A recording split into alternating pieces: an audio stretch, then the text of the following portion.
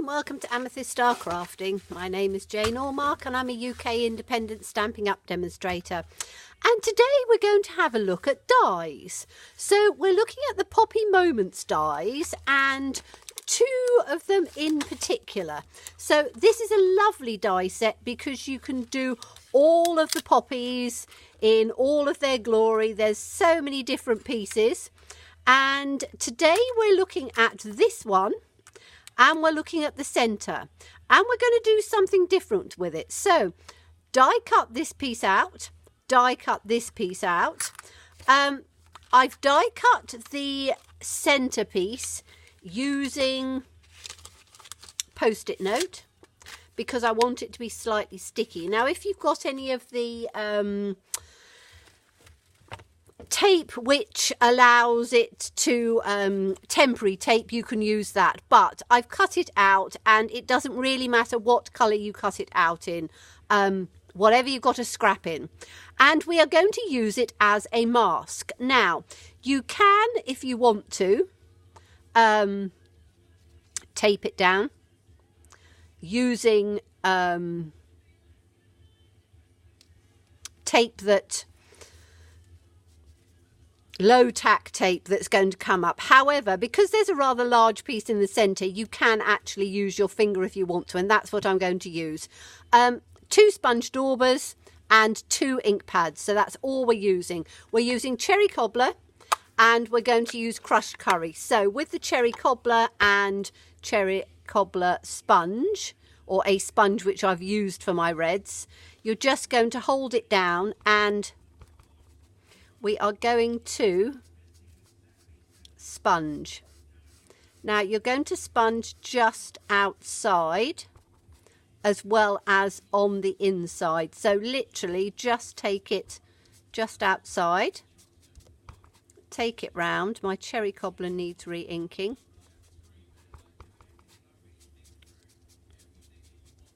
So you can do it as dark as you want. I'm doing it fairly light purely because my cherry cobbler could use with re-inking. So you're just doing just outside, not too far.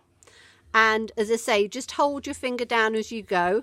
I hope it's not blocking your screen too much, but it's a large piece in the centre, so you can hold it down quite a bit. And what you're wanting to do is to make sure that those sort of inside pieces you get as much as possible. Then you can take it out and you can move it down to another area. So I'm going to do sort of 2 complete ones here, and then we're going to fill in the spaces. So I'm just taking this one. And again, you can build it up as much as you want, but this is going to be a fairly pale one purely because my ink isn't maybe quite as juicy as it could be. But as I say, you can build it up as you go. Just hold it firmly with your thumb as you go round, and literally you're just sponging your way through. The mask is quite relatively strong, so you can just need to get round on this bit. You can turn it round. Turn it round, says me sliding it, but it will go back into place relatively easily. And then I'm just taking this piece up like this. And as I say, just going over the outside. Okay, so that's the second one. Then what we're going to do is we're going to fill in some of those spaces. So I'm going to put this one, and you can see sort of how the pattern goes, but I'm going to put this one here, and then I can just take that one up where the space is. And you could use a sponge dauber if you want to. I find that the sponges for this, they're just a little bit more gentle, as it were, because it's a sponge surface, so you don't have to worry about sticking it down quite as much as you would do. Okay, so we'll take that one up. Then we'll have just a little, we'll have another one down in on here. So we can take that up so that it fills in that space.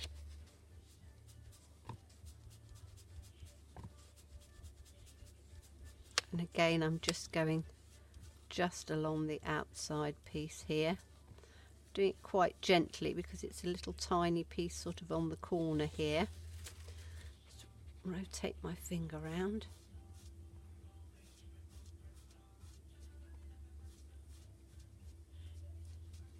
So that one's there. And then I think I can probably get another little one just sort of down here at the bottom.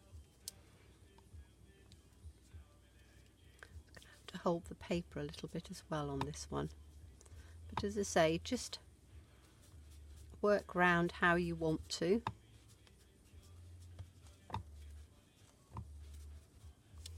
There we are. So we've now got a few of those on here like that. Then we are going to take the crushed curry, and I have, as I said, I've taken the inside piece and I've done it with a post-it note. So you can then put it down in the center like this and press it down. You will still need to hold it a little bit, but not too much. And then I'm just going to ink that up in the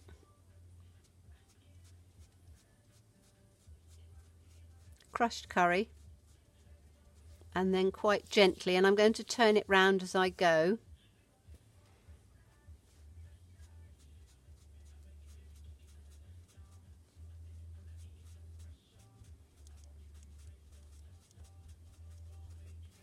Take that on, then we can take this out, and you have a rather nice sort of pattern going on. Let's do this one on the side. So again, just try and stick it down as best as you can.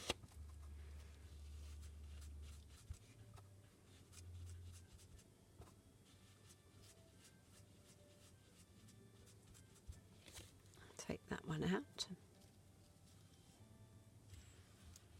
To be relatively careful with these because the little stamens of them are quite delicate, but just sort of put them in and press it down, and they'll probably last a couple, and then you'll have to do another mask. But to be quite honest, it's not doesn't take very long. I tend to put my post-it note on a piece of cardstock and then run the die through, because by doing it that way the post-it note will adhere to the cardstock, so when you're die cutting it out, it die cuts out a lot easier.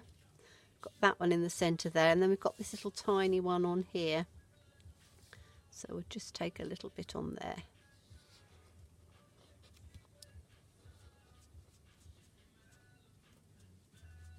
Just very gently do around that one. So we've just got a little piece there. Okay, and then what you've created is a rather fun background that you can then do whatever you want with. I mean, you could just very simply put it onto a piece of cherry cobbler cardstock, like that, and add a sentiment. I've just taken the sentiment from Very Versailles, which I really like, put that in the middle there, so then that's not coming over any of those centres.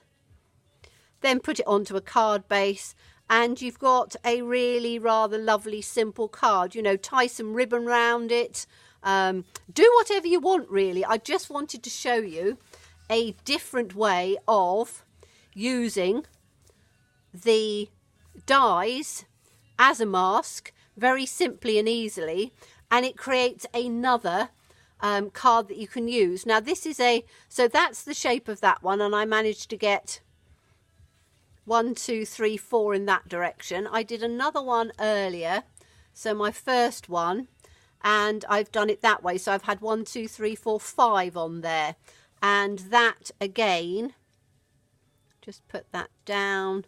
Put your sentiment in through. I'd probably put it up there so you get 3 of them in there. But it makes a really pretty pattern very simply done on the back of a card, and another way to use our lovely dies. So the dies I've used were the Poppy Moments dies, and I will leave links to all of those down below. So thank you so much for watching me. Do look forward to seeing you again. Bye bye.